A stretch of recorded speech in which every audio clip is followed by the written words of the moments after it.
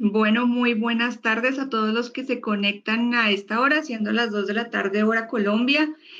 La Fundación Universitaria Juan N. Corpas se complace de que estén en este momento conectados, regalándonos un poquito de su tiempo para hablar algo que nos compete a los profesionales en salud, pero que también le compete a cualquier persona, que es la muerte, que es el duelo y algo que debemos empezar a tener en cuenta nosotros los profesionales de la salud, que es la fatiga de compasión. Entonces, en nombre de la Fundación Universitaria Juan N. Corpas, el Centro de Educación Permanente y Continuada y el Diplomado Interdisciplinar en Cuidados Paliativos y la Cátedra de Calidad de Vida, les damos la bienvenida a este webinar. Y yo quiero empezar haciéndoles esta pregunta. No me la tienen que contestar a mí, obviamente. Antes de continuar, pueden dejar todos sus comentarios y sus preguntas en la cajita de comentarios de nuestras redes sociales. Por allí, al final de la presentación, contestaré sus comentarios y preguntas. Entonces, empecemos por esto, que, como les dije, no quiero que me lo contesten a mí. Quiero que se lleven esta primera pregunta para su casa. Y es si hoy es un buen día para morir. Si ustedes hoy al final del día, antes de cerrar los ojos, se preguntan, ¿será que hoy me puedo ir? ¿Me voy tranquilo? ¿Mi familia puede estar tranquila?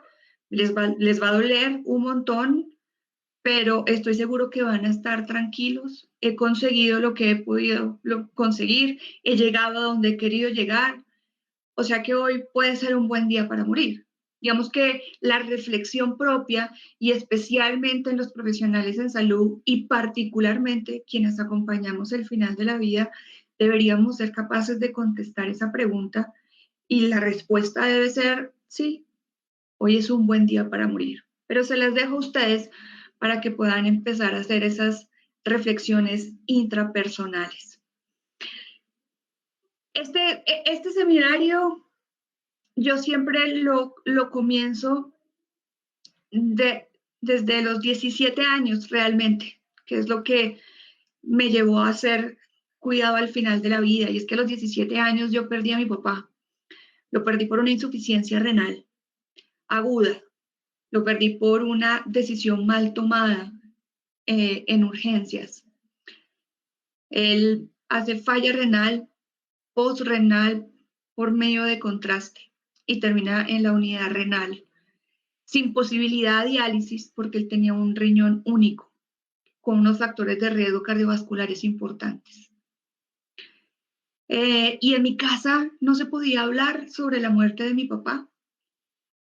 Había una completa negación, ¿no? De hecho, mi mamá todos los días lo veía mejor. Ella creía que él se estaba mejorando.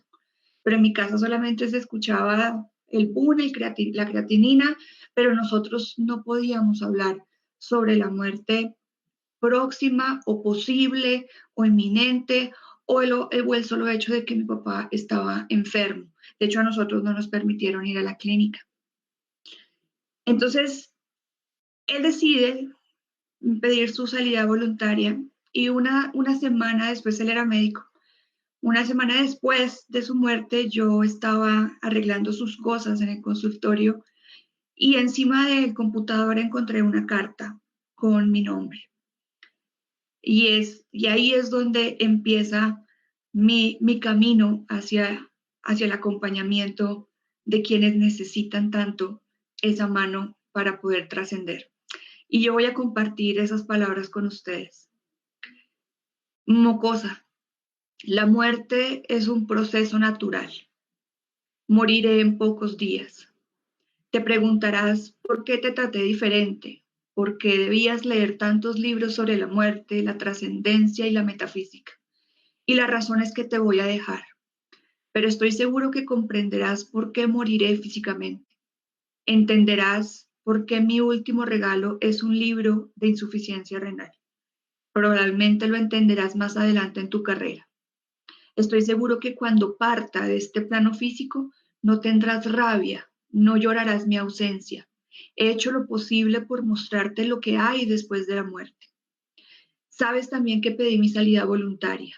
No quiero más diálisis, no me voy a recuperar. Sabes que firmé mi muerte digna. Ya cerré mi ciclo aquí contigo, con tu mamá y con tu hermano. Ayúdales a entender por qué me iré.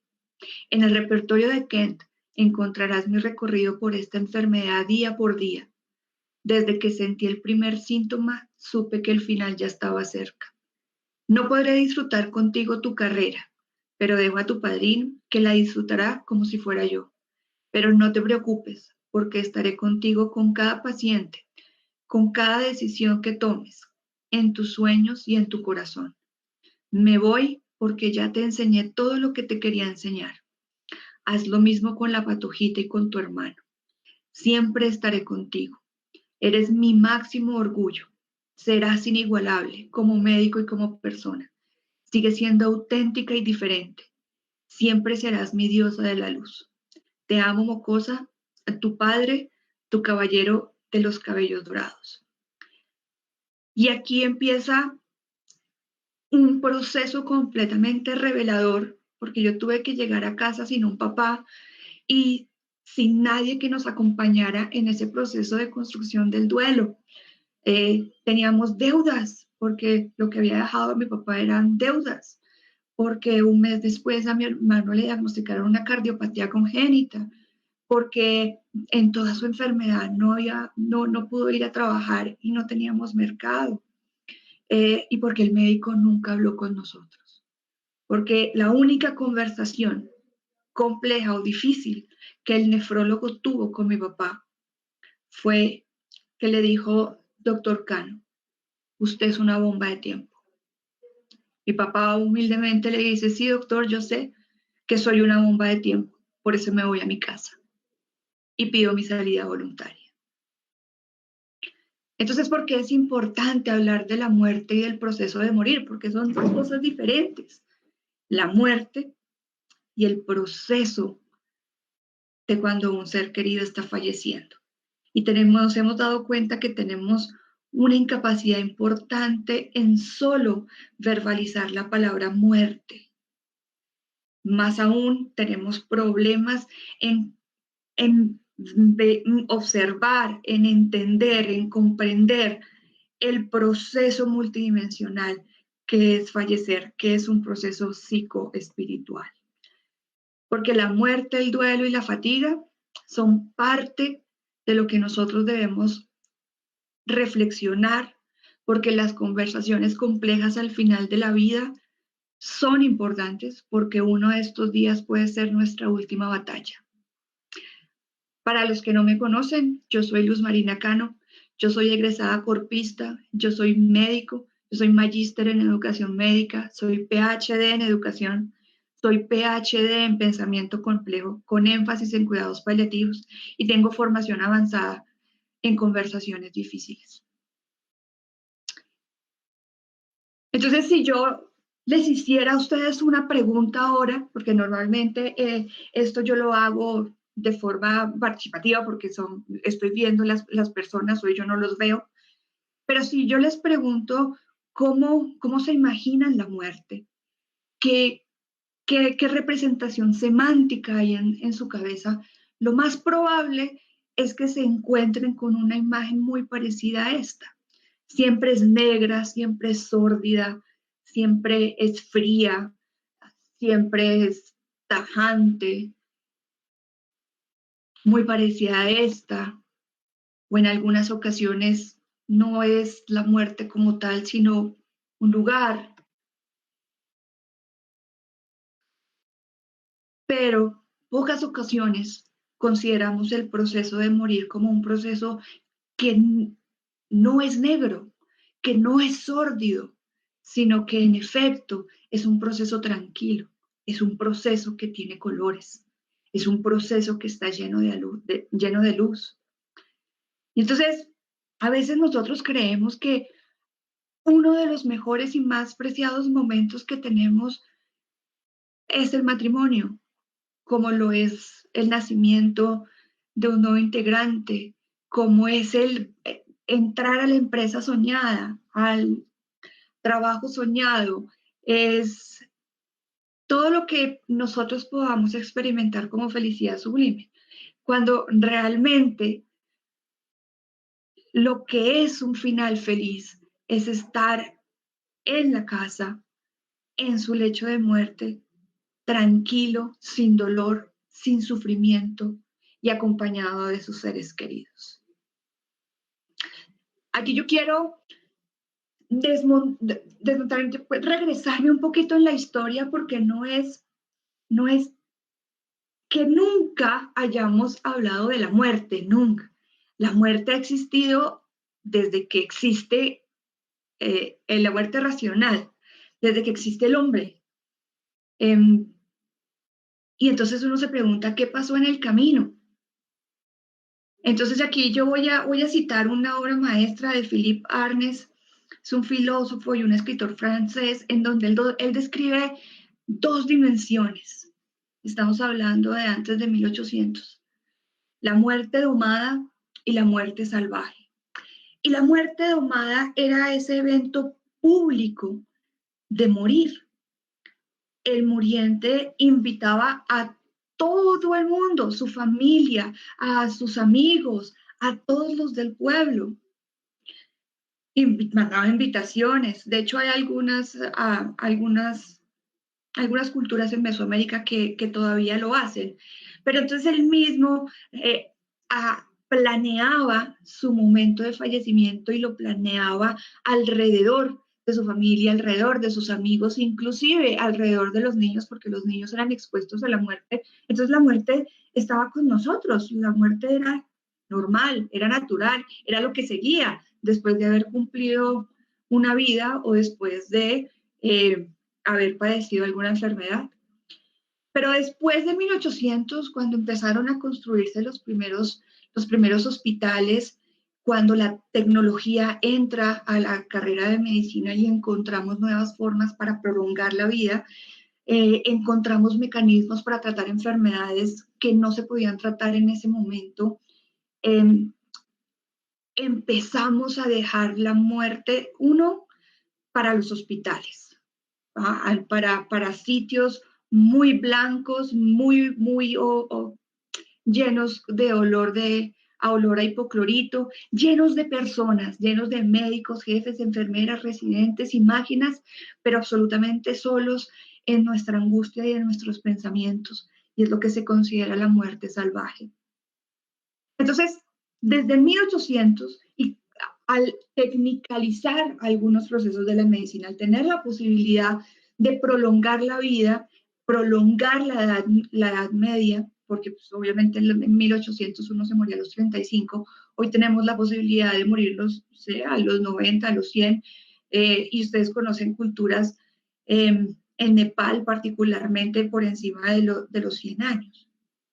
Entonces, la muerte deja de estar en la conciencia de los humanos.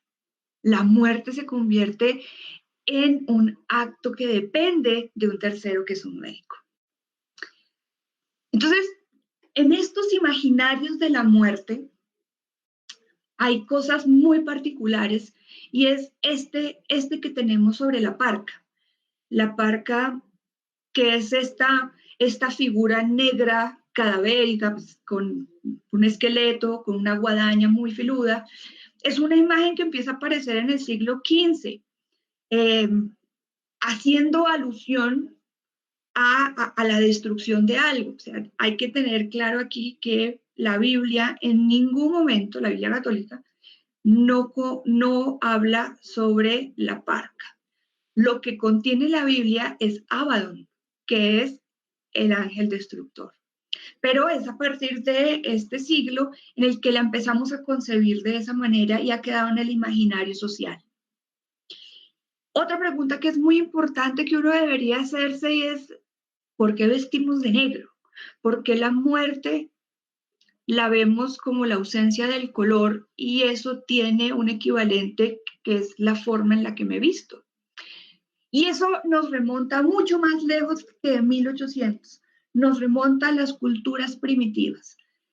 porque para las culturas primitivas pues existía, por supuesto, ellos sabían que iban a morir casados o muertos por alguna otra tribu, y cuando moría un miembro de una tribu, ellos se pintaban de negro, y se pintaban de negro por un pensamiento psicomágico de que al desprenderse el alma no podía encontrar otro ser vivo para poderse meter en ella. Entonces se disfrazaban de negro para perder el color.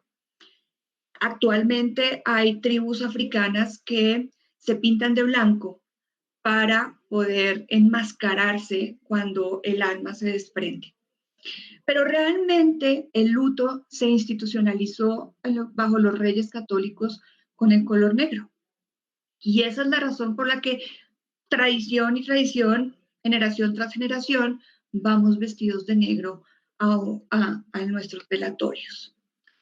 Y entonces la pandemia nos ha puesto a preguntarnos, que la vemos tan cerca la muerte, y en algunos momentos cuando nuestros colegas están en la unidad de cuidado intensivo, cuando nuestros amigos están en la unidad de cuidado intensivo y creemos que nos está soplando en la nuca, deberíamos hacernos esta pregunta: ¿por qué no sabemos enfrentar la muerte hoy en Occidente, desligándonos o desvinculándonos de las cosmovisiones orientales donde sí se preparan como un proceso más en ese ciclo continuo de vida y muerte? ¿Qué nos impide a nosotros como sociedad occidental comprender la muerte como lo que es, como un proceso natural por el cual todos vamos a pasar? Entonces, en las culturas dependientes del janaísmo, que son el brahmaísmo, el hinduismo y el budismo, eh, tienen una cosmovisión en la que yo debo llegar tranquilo a la muerte a través del noble paso, el noble camino de los 8 pasos. Si me voy un poquito más atrás, los egipcios tenían que enfrentarse a Isis y a Osiris, y alrededor de mis buenas actuaciones, pues yo podía obtener una nueva vida al fallecer. Y entonces, ¿cómo pasamos a los velatorios que nosotros conocemos? Y es que, como habían condiciones que no podíamos entender ni curar, había, había un fenómeno que todos lo conocemos como la catalepsia, y entonces se daban cuenta 2, 3, 4 o años después que las tumbas estaban rasgadas. Entonces, pues se daban cuenta que en efecto la persona que estaba allí no había muerto. Entonces colocan una campanita, y el sepulturero estaba allí toda la noche por 1 o 2 días mientras que sonaba la campanita, y se daban cuenta que en efecto no había muerto. Entonces, para evitarnos esto, pues se cremaban ahora en la casa, ¿no? Una tradición que todos conocemos, que aún se mantiene en algunos pueblos de la rural dispersa de nuestro país. Aquí yo les voy a poner algunos ritos de despedida para que podamos empezar a entendernos con nuestros propios ritos, porque si algo nos ha colocado también la pandemia en realce es la importancia de ese rito de despedida.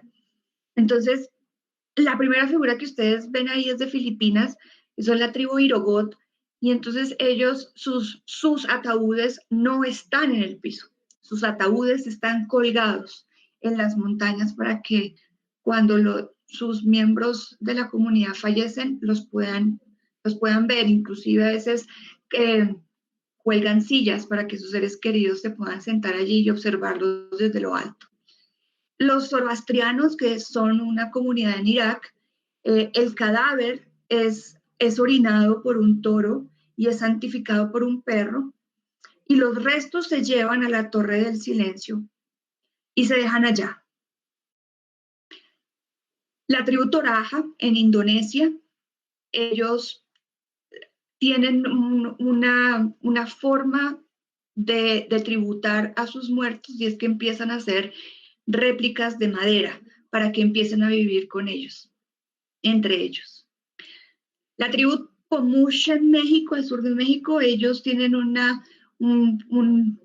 un rito muy particular. Al cada 7 años ellos sacan de las tumbas sus seres queridos, ellos los bañan, los limpian y tienen una fiesta alrededor porque hay que tributar la trascendencia y lo que significaron en la comunidad. En la comunidad papúa, por ejemplo, quien está al frente del ritual de despedida le corta una falange o un dedo a los miembros de la familia para poder hacer un collar y ese collar colocárselo a la persona que ha fallecido. Y eso lo que hace es estrechar el vínculo y el conocimiento de la tribu. Y que es muy diferente a todo lo que hemos visto, es el baile erótico de Taiwán. La familia contrata 3 o 4 strippers para que bailen alrededor del cadáver. Tiene una base muy importante desde lo epistemológico y de lo cultural, y es que su concepción viene de las plañideras, y sabemos que las plañideras son estas mujeres que son contratadas en algunos funerales para llorar, para gritar, para que estimulen el llanto en las personas que están atendiendo el funeral. Inclusive para el Día de los Muertos hay festivales y hay concursos de plañideras. Entonces, ¿para qué todo este preámbulo y toda esta reflexión de que la muerte hace parte de nosotros y que es una conversación que debemos empezar a tener con nosotros mismos, con nuestra familia e indudablemente con nuestros pacientes y la familia? En particular, cuando los pacientes están cursando con una enfermedad de pronóstico limitado. Entonces, ¿qué son esas conversaciones? Son conversaciones reflexivas y profundas que sostenemos con nuestros pacientes y familias sobre la realidad clínica y el pronóstico. Son conversaciones reflexivas y profundas que deberíamos tener en familia en torno a nuestra muerte y nuestra voluntad. Y escuchen eso tan importante, nuestra voluntad. Porque así como en la vida tenemos derecho a vivir como nos guste, tenemos derecho a diseñar nuestra forma de partir y nuestra familia debe estar enterada de cómo debe ser esa forma en la que yo quiero morir. Son conversaciones sostenidas en el tiempo y en el acompañamiento del transcurso de la enfermedad hasta el último día de vida. Uno se preguntaría que la pregunta más frecuente, a la redundancia, que el paciente hace cuando le diagnostican una enfermedad con pronóstico vital limitado es: ¿cuántos días me quedan? Y realmente esa no es la pregunta. Las conversaciones que uno sostiene con los pacientes cuya muerte está próxima son de otra índole. Tienen que ver con lo ontológico, tienen que ver con el ser. La pregunta más frecuente es: ¿será que yo hice bien en la vida? ¿Será que yo le dejé huella a quienes me conocieron? ¿Será que lo hice bien? ¿Será que yo cumplí mi propósito de vida? ¿Será que me van a olvidar? ¿Cuándo me van a olvidar? Y debemos estar preparados para sostener esas conversaciones. Y porque ya más adelante vamos a ver qué impacto tienen en la trayectoria de la estrategia paliativa. Pero nosotros no podemos desligar una realidad que es la muerte porque tenemos incapacidad de hablar de ella. Tanto vivir como morir son fenómenos complejos, inmersos en un sistema que va desde lo molecular hasta lo ecoplanetario. Morir es biológico, es psicosocial y es espiritual. Pero nos hemos dado cuenta que no tenemos habilidades para comunicar malas noticias y no tenemos habilidades para sentarnos a tener estas conversaciones tan robustas y tan complejas con los pacientes. Y hay lugares o equipos que a estas conversaciones las dejan relegadas casi obligatoriamente a psicología o al guía espiritual y uno debe ser muy cuidadoso a la hora de entablar una conversación compleja, porque hay que saber abordarla, hay que saber qué hay que decir, cómo hay que empezar, em, porque está en juego algo que es el sufrimiento existencial y el acto más amoroso que uno puede hacer en la vida, que es morir. Pero hoy consideramos la muerte como consideramos la vida, lineal, reducida. Nosotros no hablamos de quién se está muriendo. No es permitido, no hablamos. La muerte, el que está muriendo está al fondo a la derecha, en un cuarto frío solo, o está en un lugar de la casa en donde se habla bajito, eh, donde es estigmatizado y en este momento con COVID mucho más, ¿no? Ahorita es un estigma tener en la familia a alguien que fallece por COVID. Y hay algo que pasa particularmente en nuestra sociedad y es que la muerte al convertirse en un fracaso terapéutico, pues cuando alguien habla de ella, alguien toca madera, alguien dice, no, no, no, no me va a pasar a mí. Y se nos olvida que el paciente con pronóstico vital limitado tiene derechos y tiene voluntad. Entonces, empecemos por nosotros los médicos. Tenemos esa capacidad de entablar esas conversaciones complejas con nosotros mismos, con nuestra familia, con nuestros amigos y con los pacientes. En el 2016, JAMA encuestó la mayoría de los médicos que ejercían en Estados Unidos y se dio cuenta que el 70% nunca había sido entrenado para sostener conversaciones complejas y comunicar malas noticias a los pacientes. El 70%. En ese mismo año se hizo una revisión sistemática sobre equipos de falla cardíaca terminal, demostrando que los equipos tenían dificultades para transmitir el pronóstico de la enfermedad, o sea, la terminalidad de la enfermedad. Entonces, ¿a qué nos estamos enfrentando? Nos estamos enfrentando a un fenómeno que es la deshumanización de la muerte y la medicalización de la misma, considerando la muerte como un fracaso terapéutico.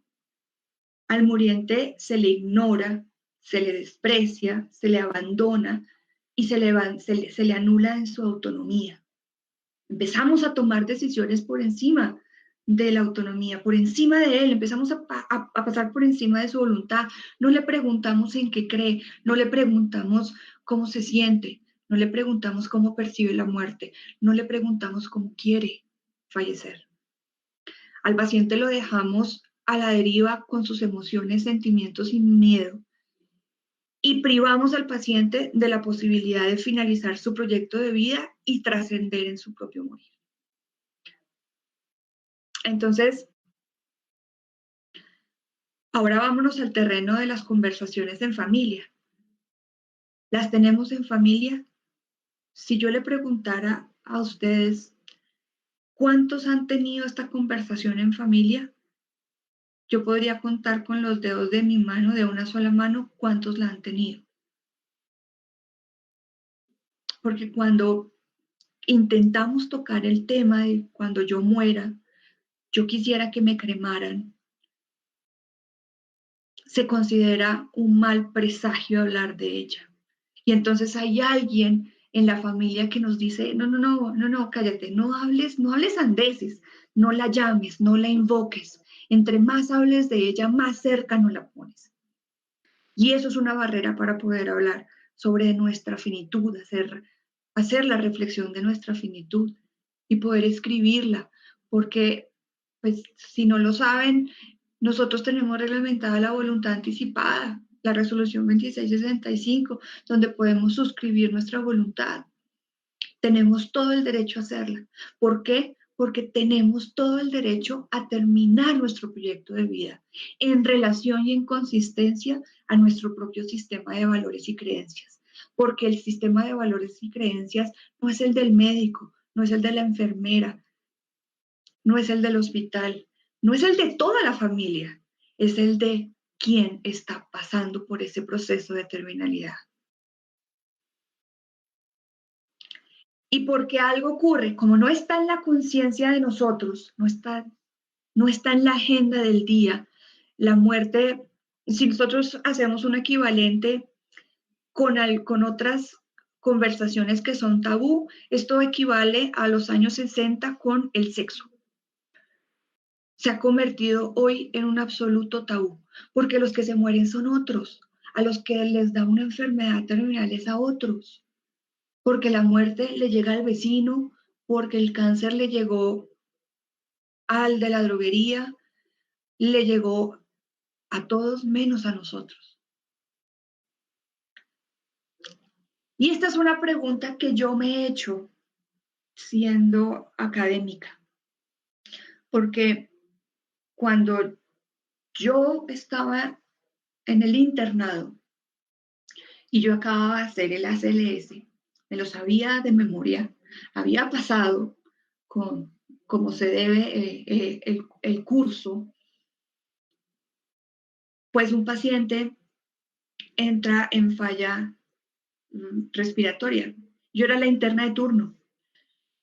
En teoría, los internos no deberían asistir a un proceso avanzado de reanimación, pero en ese momento habían 3 códigos, por lo tanto nadie me pudo asistir. En ese paciente que tenía un cáncer gástrico, en ese paciente que el otro día iba para gastrectomía, y en ese momento que yo no entendía muchas cosas del fin de vida, del cáncer o de cómo se comunicaba una mala noticia. El paciente entró en falla ventilatoria y yo hice todo lo que tenía que hacer según el libro, porque yo en mi cabeza pasaba, mientras hacía la reanimación, yo veía cómo en mi cabeza pasaban las páginas y el paciente falleció. Y yo hice algo completamente transgresor, algo que tuve que transformar, cuando hice mi transformación espiritual, fue pedirle perdón a esa persona que había fallecido, porque yo me senté al lado de él y con lágrimas y con rabia le decía, ¿por qué te moriste en mi turno? ¿Por qué tenía que ser en mi turno? Ahora, por tu culpa, yo voy a perder la rotación y si pierdo la rotación, pierdo el internado y si pierdo el internado, no me voy a graduar. Yo después tuve que hacer un proceso de pedirle perdón a esa persona, ay, de quien ni siquiera yo recordaba el nombre. Y venía el otro pedazo que era ir a decirle al jefe de turno que el paciente se había muerto. Entonces yo ya tenía muchos sentimientos muy encontrados y yo estaba esperando pues unas palabras agradables de quien era el jefe de servicio. Entonces yo me acerco al jefe de servicio y le comento que el paciente ha fallecido. Él lo único que me dice es, típico interno, ya mató al paciente.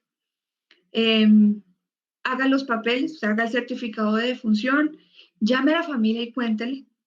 Y por favor, si me ha de levantar en un turno, me levanta por algo importante.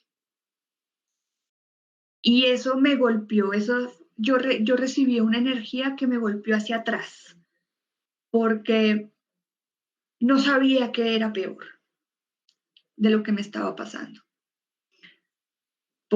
Porque no concebía tampoco que la persona que me estaba formando, me estaba terminando de formar, me contestara de esa manera. Y eso me costó y no ir a rotar por 4 o 5 días hasta que me llamaron y me dijeron, ven, si no vas, ahora sí vas a perder la rotación. Y entonces ahí hice una pequeña reflexión y es, nosotros no tenemos, no sé si no tenemos derecho a conflictuarnos cuando el paciente se muere.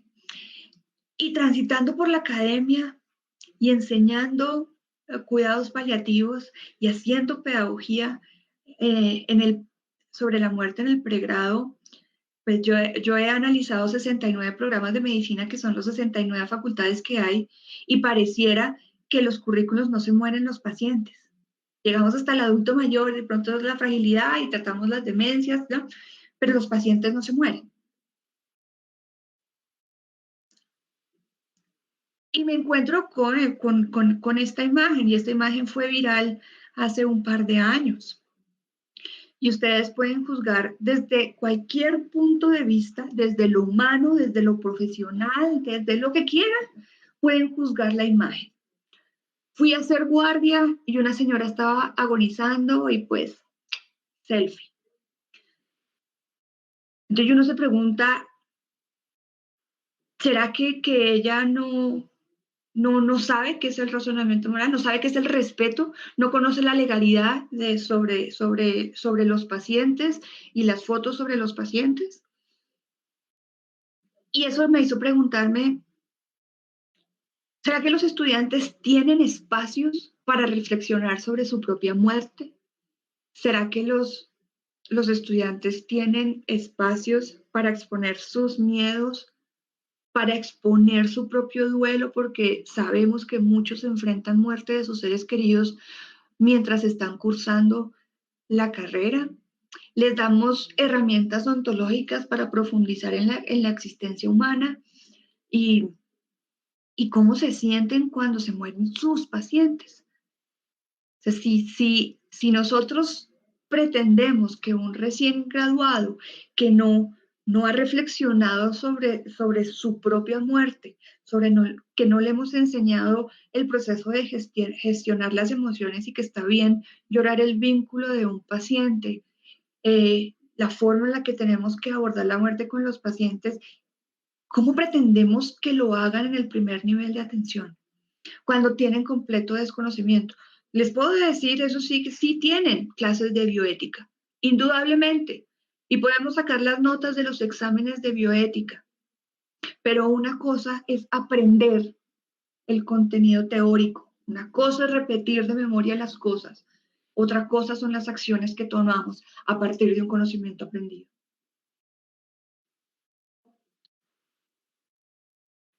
Y entonces, ¿por qué en general no las tenemos? Lo que se ha podido evidenciar por parte de estudios sobre profesionales en medicina es que hay un miedo ahí detrás de la cabeza a ser culpados sobre la muerte de un paciente. Y en el fondo, porque hay un vacío, hay una incapacidad y porque no ha reflexionado sobre su propia finitud. Y entonces eso se ve en la actitud que tiene el profesional frente al que está falleciendo. Y aquí llama la atención unos números muy importantes.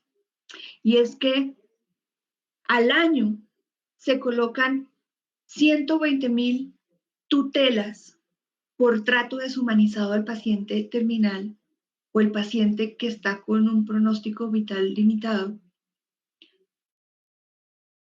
en urgencias o en consulta externa. 120.000 tutelas por maltrato, por trato deshumanizado. Y eso no es posible. Eso es lo que no es posible. Porque mientras nos debatimos entre si es falta de empatía o es falta de compasión, nos distanciamos tanto del paciente y de sus familias que los maltratamos, que los minimizamos. Ya más adelante vamos a profundizar un poquito en esas virtudes y actitudes que componen la empatía y la compasión. Pero finalmente, ¿por qué son necesarias esas conversaciones? Y lo primero es que cambian la trayectoria de la estrategia paliativa. Nosotros no podemos acompañar un paciente hasta el último día de su vida sin que él sepa la verdad, sin que él acuerde con nosotros cuáles son las metas a corto y a mediano plazo que concuerden con su estilo de vida y con su sistema de valores y creencias. Y porque el paciente tiene derecho, sabiendo la realidad clínica en la que está, a decidir dentro de las opciones terapéuticas que yo le doy, a decidir cuál para él es mejor.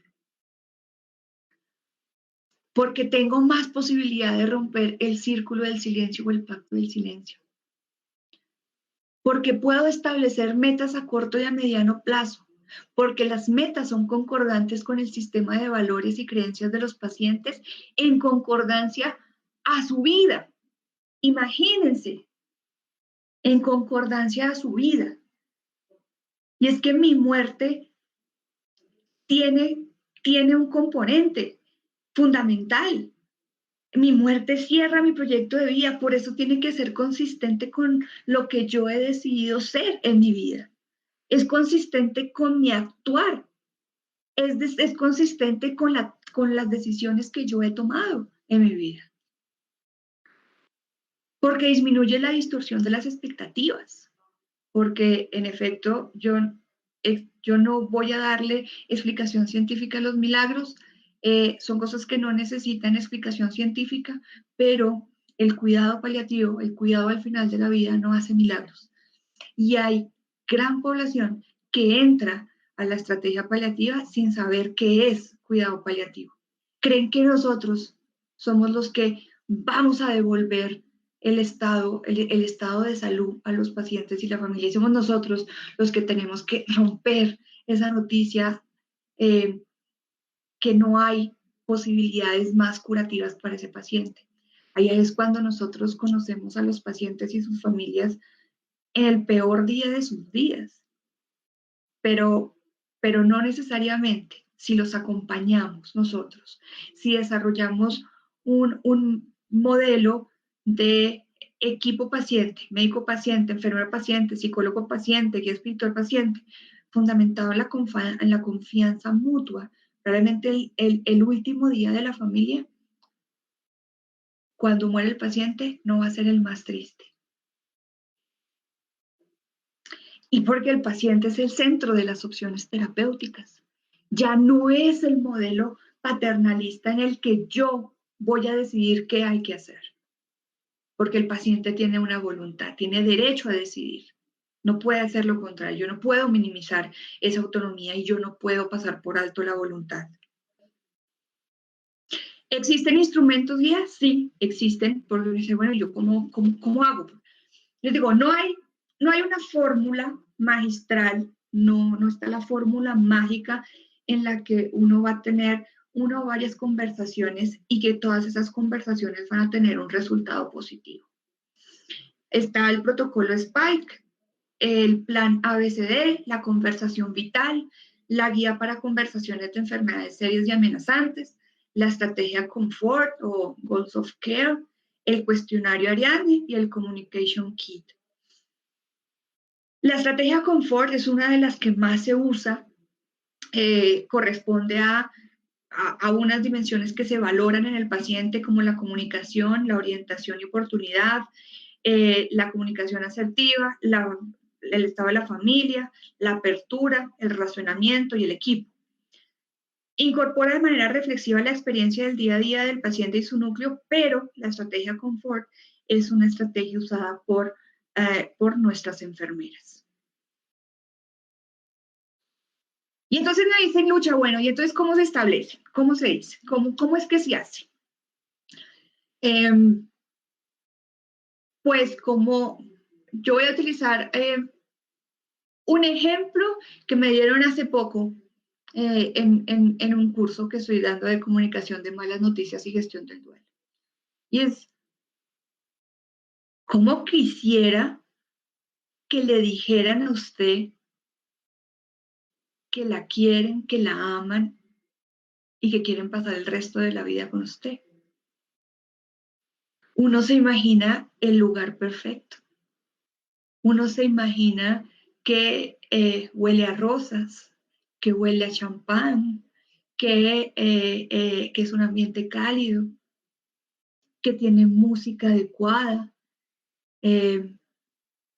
que vamos a estar en igualdad de condiciones porque me va a mirar a los ojos, porque va a haber un poco de acercamiento y de contacto. Si yo eso lo llevo al final de la vida, tiene los mismos elementos y es lo que se considera la adaptación al clima comunicacional. Es una propuesta de Alfonso y Puentes del 2008. Y es que uno Claro, está en el marco de la confidencialidad, nada de lo que yo diga allí, pues lo puedo divulgar, debo escribirlo en una historia clínica, por supuesto, debo escribir todo, todo, palabra por palabra en la historia clínica, porque debe ser con tiempo, porque esto no es una conversación que yo tengo en el corredor, esto no es una conversación que yo voy a chatear, y porque aquí, por las condiciones dadas en este momento, pues la videollamada es importante, pero la videollamada mía, la del médico que está tratando, la de la jefe, la del psicólogo, no la de la inteligencia artificial, como ya está pasando en algunos países, ¿no? La inteligencia artificial está tomando esas funciones de comunicación de malas noticias con los pacientes. ¿Y por qué? Porque nosotros hemos perdido mucho terreno en ese sentido, porque debemos decidir cuál es el espacio,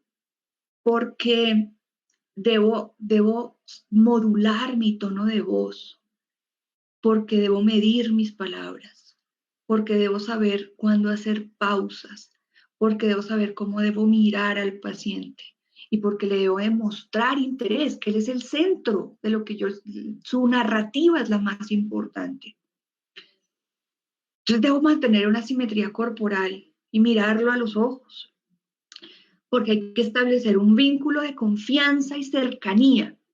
Y eso lo hacemos primero pronunciando, llamando al paciente por su nombre o como a él le gusta que le digan. Porque sí, entendiendo el distanciamiento físico en este momento, hay un mínimo de contacto físico, hay un mínimo, porque no estamos hablando que vamos a dar un abrazo de oso panda, ni mucho menos. Es un poco de acercamiento. Hay que utilizar las palabras del paciente. No podemos interrumpir los momentos emocionales. Debemos explicar todo lo que sucede con gráficos. Ahora yo les digo, no se apresuren a empezar la conversación, no se apresuren y no empiecen de primeras. Dejen que el paciente entre, se acomode y se sienta cómodo para poder empezar a hablar. Mientras eso pasa, eso pueden pasar 2 o 3 minutos y eso no es tiempo perdido. En esos 3 minutos lo que nosotros debemos hacer es hacer uso de un instrumento valiosísimo de semiología que también lo hemos perdido, que es la observación.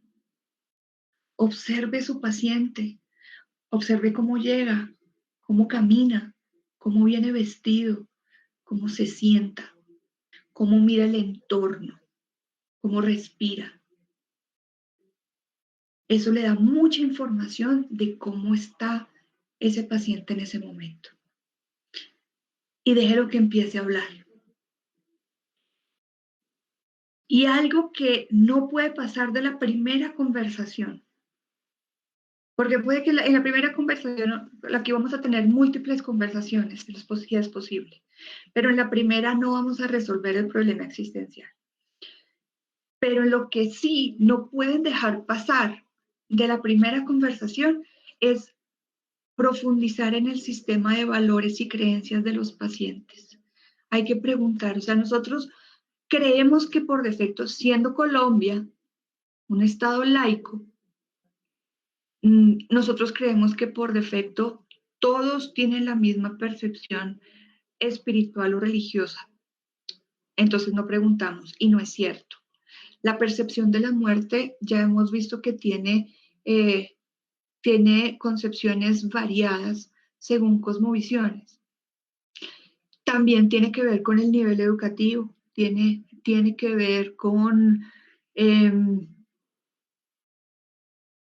tiene que ver con mi núcleo familiar, tiene que ver con mi nivel de formación. No todos percibimos la muerte de la misma forma y debemos preguntarla. ¿Por qué? Porque debemos con el paciente hacer planeación anticipada y ayudarle a diseñar su proceso de partida como él se la sueña. Porque eso está dentro de las metas a corto y a mediano plazo. y porque no podemos pasar por encima de ese sistema de valores y creencias. Nosotros no podemos imponer lo que nosotros creemos y no podemos asumir que quien yo tengo al lado o al frente tiene la misma creencia que yo. Y entonces, ¿en qué termina la muerte?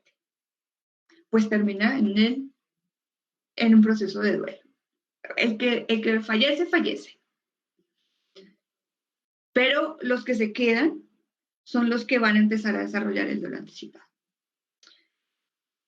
Entonces, cuando nosotros tenemos la oportunidad de acompañar al paciente durante su final de vida, con el paciente y la familia, desarrollamos el duelo anticipado.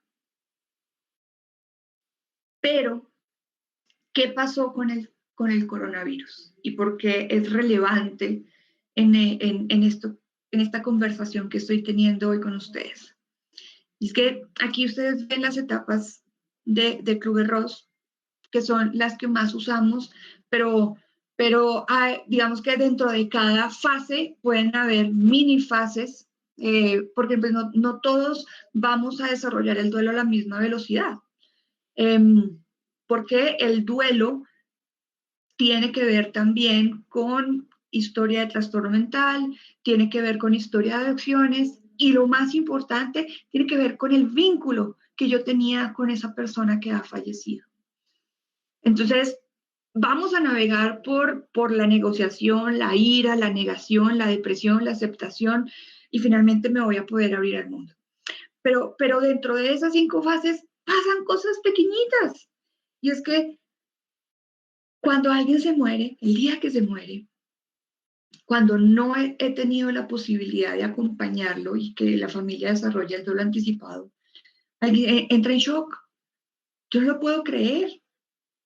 Esto es como una película. Si yo esta mañana hablé con él, ayer hablé con él, ayer aquí está el audio o aquí está la foto. Entonces nos cuesta creer porque nos desconectamos de la realidad. Y eso va a durar 1 o 2 días mientras empezamos a decantar la realidad de que esa persona tan querida ya no existe. Y entonces ahí sí viene la negación o la ira. Pero ¿qué pasó con el coronavirus? ¿Qué pasó cuando ya no tuvimos la posibilidad de desarrollar el duelo anticipado? Cuando ya no tenemos la posibilidad de diseñar un rito de despedida, cuando sabemos que el paciente entra a la UCI por COVID-19 y no lo vamos a volver a ver, y lo que vamos a ver de pronto son las cenizas, y no sabemos si las cenizas son de esa persona que es mi familiar. Y resulta que para yo poder elaborar el duelo, yo necesito cerrar el ciclo con el rito de despedida. Yo necesito tener la seguridad que esa persona que yo coloqué por cualquier vía, si fue sepultado, si fue cremado, si fue promado, es mi familiar. Si yo no lo tengo, de una me enfrento al duelo disfuncional, al duelo patológico complicado. Y nosotros, como equipo sanitario, deberíamos tener la capacidad de detectar quién puede enfrentarse al duelo en condiciones normales, hacer un duelo complicado. En este momento tenemos 32.000 muertes por coronavirus. Eso quiere decir, si multiplicamos por 2, tenemos el triple o el triple o el cuádruple de familias que están en duelo disfuncional. ¿Y quién está acompañando a esas familias en duelo disfuncional? Quiero dejarles esa pregunta también porque yo creo que hoy ustedes conocen a alguien que está atravesando un duelo disfuncional. Y porque estos 8 o 9 meses nos han mostrado la simbología y la importancia del rito de la muerte o el rito de despedida. Y es que la razón de tenerlo, siendo nosotros seres sociales que celebramos todo. En la simbología de la muerte necesitamos mantener el legado y la vida del otro, porque da sentido de pertenencia. Pero con coronavirus, los pacientes mueren solos, en el anonimato, en ausencia de dignificación del cuerpo. Y las familias están solas sin poder compartir el sentido de pérdida. Y entonces también se pregunta uno, ¿cuál es la importancia del rito? Cualquiera de esos que yo les mostré allí, teológicamente tiene tres fases. Tiene tres fases operativas. La física, la ontológica y la estética. Y eso tiene que ver con, en efecto, lo logístico y es la adecuación del lugar, si los vamos a embalsamar, es qué ropa va a usar, eh, es que se vea, eh, se vea como en la cultura china particularmente, eh, los cadáveres son maquillados. A los familiares les piden la última foto y lo que hacen los tanatólogos es maquillar a esa persona y queda igualita. Se va a esa expresión de angustia que uno puede tener en el momento de la muerte. Y entonces el impacto para la familia es menor. Y esa es la operatividad estética. Y tiene tres funciones que yo quiero que no lo olviden. No lo olviden. Ese es uno de los tantos mensajes que quiero que se lleven hoy. El take home message. Es que planear la muerte, o sea, quien está planeando su muerte, en ese proceso pide perdón y otorga perdón, porque empieza un proceso de gratitud y porque resignifica la vida. Entonces, no olviden esas tres funciones que tiene el rito de muerte. Cualquiera de los que les presenté, el que ustedes conocen normalmente como el de Taiwán. Ese proceso me permite pedir y otorgar perdón, me permite el proceso de gratitud y me permite resignificar mi vida de forma tal que mi trascendencia sí me permite tener un legado. Pero en época de coronavirus, los pacientes atraviesan el túnel solos. Y yo no sé si ustedes quisieran que en su fallecimiento ustedes se vieran así. Y eso también se los dejo para que lo reflexionen. Si al principio vimos que el final feliz era estar en la cama con tranquilidad, oliendo a lavanda, con la música preferida de fondo, o que alguien me esté leyendo pausadamente mis poemas más importantes, o me esté leyendo uno de los libros más importantes de mi vida. Eh, que esté mi familia tranquila, en silencio, porque algo que sí es muy importante, y quiero hacer aquí un paréntesis, y es que en la agonía particularmente se necesita del silencio. A veces las familias chocan de pronto con uno cuando pedimos que se retiren porque están llorando, porque se tiran literalmente encima del paciente que está falleciendo. Y eso pausa el momento de la trascendencia. Eso pausa, eso activa otra vez el sistema reticular ascendente. Eso produce una descarga de adrenalina y detiene el proceso de trascendencia. Entonces, en la agonía, procuren que los pacientes estén con su núcleo más cercano, pero aquí el silencio es importante. La temperatura es importante. Ahí hay que airear la habitación, las ventanas deben estar abiertas.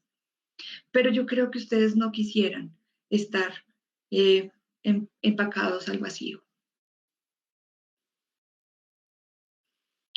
porque somos seres simbólicos. Los humanos somos seres simbólicos. y la simbología la llevamos y la trascendencia, es más, la trascendencia nosotros la podemos obtener a través del simbolismo. Este se llama el entierro celestial. Esta es de las comunidades budistas del Tíbet. ¿Por qué? Porque el ciclo es sencillo. La muerte, la vida regresa a la naturaleza cuando muere. ¿Por qué? Porque hay otras especies que se pueden alimentar de lo que para nosotros ya es un desecho, que es el cuerpo.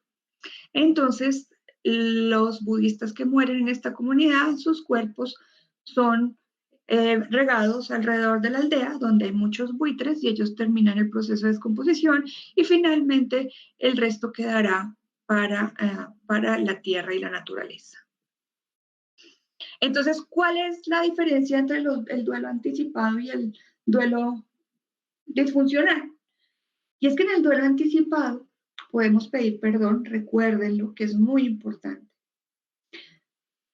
Podemos dar las gracias, podemos sentir la trascendencia, el legado, porque podemos suscribir la voluntad anticipada y en algunos países el testamento vital, que el testamento vital hace referencia a esas las posesiones legales, y porque se planea ritual de muerte o de despedida. ¿Qué pasa en el duelo disfuncional? Pues vamos a tener prolongación de alguna de las dos fases, la ira o la negación. Eso tiene que ver con el vínculo con el muriente, si hay antecedente de trastornos mentales y adicciones. Porque indudablemente las familias que atraviesan un duelo disfuncional tienen que estar acompañados por un profesional idóneo. Estos pacientes se convierten en pacientes porque ya tienen una condición que requiere de un especialista. No podemos permitir que atraviesen ese desierto solos. Y finalmente, vamos a hablar de la compasión y de la fatiga de compasión, definiendo qué es la compasión, porque también he visto que tenemos una distorsión de lo que es la compasión. Entonces hay que definir tres cosas: la empatía, la compasión y entre la fatiga y el burnout. La empatía. Yo, Luz Marina Cano, estoy en contra de la formación en empatía, porque considero la empatía una condición evolutiva que me permite ponerme en los zapatos del otro de forma subjetiva, porque ese otro se parece a mí. Se parece a mi tribu, se parece a mi clan, se parece a mí en mis pensamientos, en mi físico, en mi forma, en mi cosmovisión, se parece a mí. Y como se parece a mí, me puedo poner en los zapatos de esa persona. Eso es automático. Y en algunas ocasiones puedo empezar a sentir físicamente y emocionalmente lo que está sintiendo esa persona que pertenece a mi tribu. Ahora, ¿la empatía es emocional o es cognitiva? La empatía de categoría cognitiva tiene un equivalente que es la compasión. La compasión, ustedes saben que es un concepto muy bien trabajado desde el budismo. Y la compasión no es, ay, pobrecito. Además, porque hacemos esta cara, ¿no? Esta cara de tragedia. Ay, pobrecito, ay, lo siento, ay, tienes el corazón partido, lo siento, perdiste tu trabajo, lo siento. Con esta expresión que en muchas ocasiones es hipócrita. La compasión no es eso. La compasión es acompañar con amor y misericordia a la luz del sufrimiento por un atributo que tiene la compasión que se llama alteridad. La alteridad, a diferencia de la empatía, es que yo no me pongo en los zapatos del otro. Yo me reflejo en el otro como un yo. Ese otro que está allí es un yo, soy yo, que puede estar el día de mañana en esa situación. Entonces, yo lo acompaño con amor y misericordia. Y voy a hacer lo posible para controlarle sus síntomas, por supuesto, pero aliviarle el sufrimiento. Y entonces, ¿de dónde nace el síndrome de fatiga de compasión, que hay que diferenciarlo del burnout. El término se empezó a acuñar en 1995 por un médico que se llama Charles Finley, que empezó a ver cambios comportamentales en su equipo de trabajo. Cambios comportamentales como apatía, como tabaquismo pesado, como consumo de narcóticos, como fenómenos hipertensivos de un momento a otro. Entonces empezó a darse cuenta, porque él trabajaba en una unidad de cuidado intensivo, empezó a darse cuenta que la muerte sistemática de nuestros pacientes nos va haciendo mella cuando no tenemos espacios para gestionar, porque a nosotros nos duele que se nos mueran los pacientes. Sabemos que en cuidado paliativo sabemos que el 100% se nos van a morir. Eso no quiere decir que no nos duela, porque hacemos un vínculo muy fuerte con el paciente y con la familia. Y nos duele porque esa historia nos impacta y nos enseña. Entonces, él empieza a estudiar sobre el comportamiento de quienes trabajaban con él y se da cuenta que finalmente ellos terminan distanciándose no solamente desde el punto de vista emocional de los pacientes, sino que se distancian de sus amigos, se distancian de su familia, hasta que se claudican, hasta que hacen dropout, hasta que dicen, no más, yo ya no quiero ejercer más la profesión. La diferencia con el burnout, ¿no? Aquí él está considerado una enfermedad laboral. Hay desmotivación, falta de autorrealización e productividad. Entonces, ¿por qué hablamos de fatiga de compasión en los médicos y en las enfermeras y en los psicólogos, nuestros guerreros de primera línea? Cuando empezó la pandemia, fuimos personas del año, ¿verdad? Y todos nos aplaudían. A las 8 de la noche aplaudían masivamente lo que estábamos haciendo en primera línea. Pero con el tiempo, esa percepción cambió. Y entonces empezaron a aparecer imágenes como la del doctor que fue amenazado con un sufragio, como llegar a la casa y encontrar, doctor, si no se va, vamos a matar a su familia. Un atentado a la misión médica es un atentado con usted. Entonces, este elemento de discriminación y estigmatización es un ingrediente más a la fatiga de compasión, porque la fatiga de compasión es un estado acumulativo y progresivo que me lleva a mí a una incapacidad constante de asistir a quien sufre, porque trae consigo el distanciamiento emocional. Con el distanciamiento emocional tengo pérdida de la confianza, tengo pérdida de la autoestima y aparición de la culpa. Y ustedes se acuerdan que cuando yo les presenté el slide de por qué los médicos tenemos tanta dificultad en comunicar malas noticias y muerte, pues esto se suma a esa ecuación. Si yo ya previamente tengo un miedo a que me culpen de la muerte de alguien, porque yo no me he preparado para tener esa conversación con los pacientes, porque yo no me he preparado para tener esta conversación conmigo mismo, porque tengo mucho miedo a que me culpen, porque tengo miedo a morirme. Esto lo va a reforzar. ¿Aparecen síntomas físicos? Por supuesto, y lo primero que aparece es la pérdida del sueño. Y lo que tenemos es un rush de adrenalina. Estos médicos y enfermeras viven a la defensiva, porque tienen mucha adrenalina circulando. Entonces tienen taquicardia, diaforesis, psicosis, agresividad, cefalea, mialgias y en algunas ocasiones amenorrea, y en algunos casos se puede debutar con síndrome de resistencia a la insulina. Esto tiene un impacto negativo en la toma de decisiones y juicio clínico, porque aquí está la diferencia con el burnout. En el burnout yo voy a disminuir mi productividad, trabajo menos, cada vez menos. Yo aquí no dejo de trabajar, simplemente prendo mi piloto automático. ¿Por qué? Cuando yo prendo el piloto automático, el cerebro es absolutamente excepcional en algunos casos. Pero acá, cuando yo no puedo gestionar el dolor que estoy sintiendo por la pérdida del paciente y la pérdida sistemática de los pacientes, más la estigmatización, más el miedo de salir, más el miedo a contagiar a mis seres queridos. La amígdala se apaga. Y cuando yo apago la amígdala, dejo de sentir. Eso es un mecanismo de defensa. Y esa es la razón del distanciamiento emocional. Mi cerebro apaga la amígdala. No vas a tranquilo, no vas a sentir nada. Vas a estar en automático.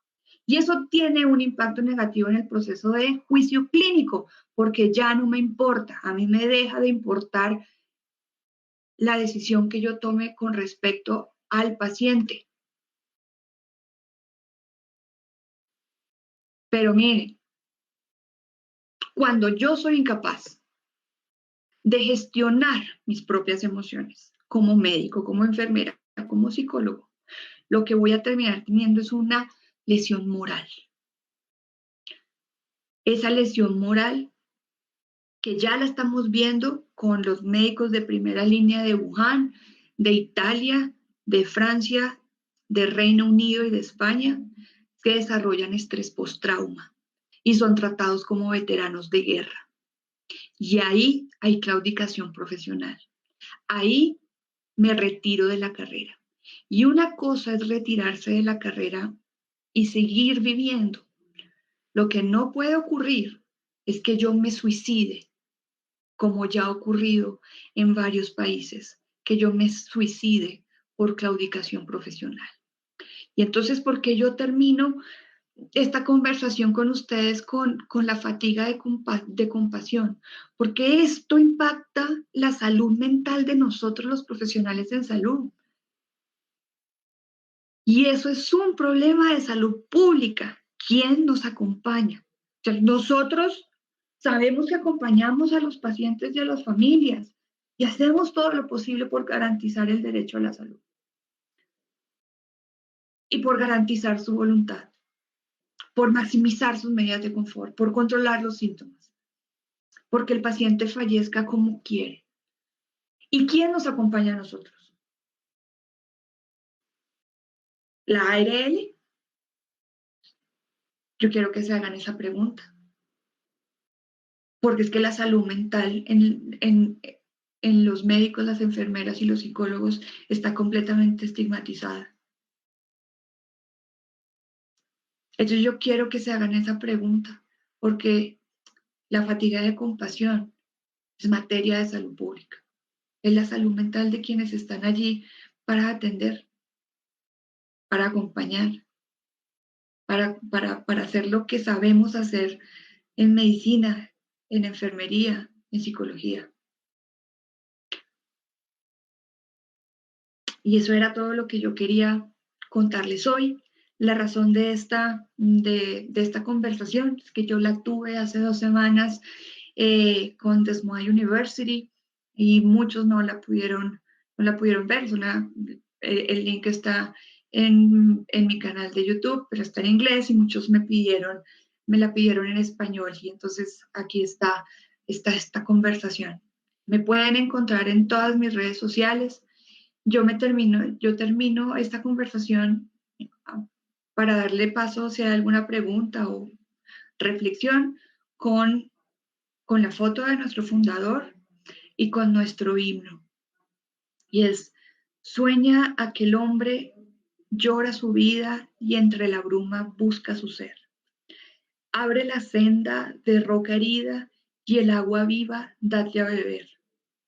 Toda la vida serás consuelo si con tu mano puedes curar, pero no olvides que eres mar hondo y eternamente debes amar, que es absolutamente compasivo.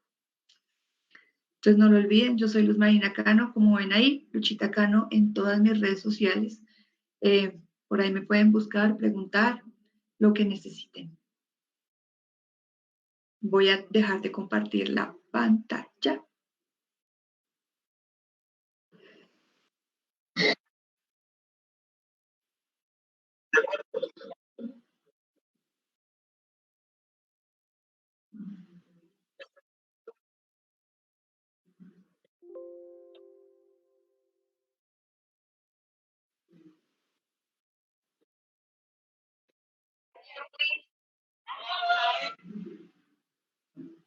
Los,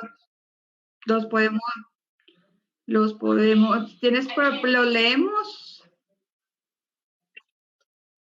Está completamente.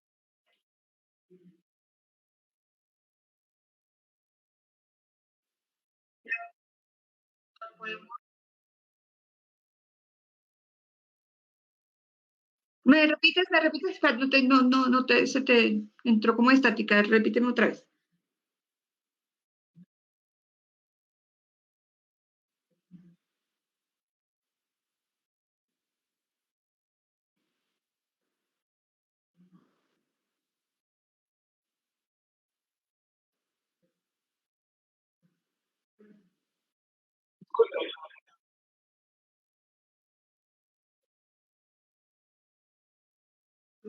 Sí,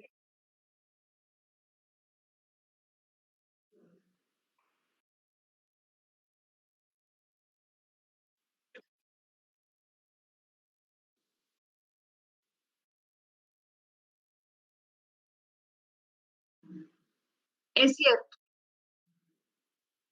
Es cierto, es muy importante la revaloración curricular con respecto a estos espacios.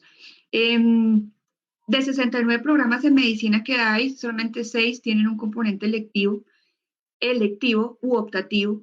La mayoría de programas de psicología no lo tienen.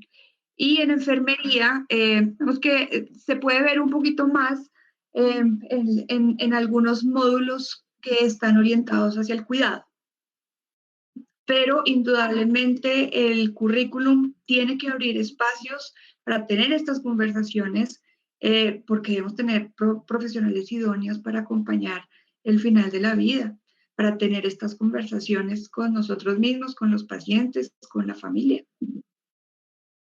Es una invitación también a que en sus lugares de trabajo, si están vinculados a la academia, empecemos a abrir esos espacios. Los trabajos en red son muy importantes, los trabajos interinstitucionales para poder abrir esos espacios.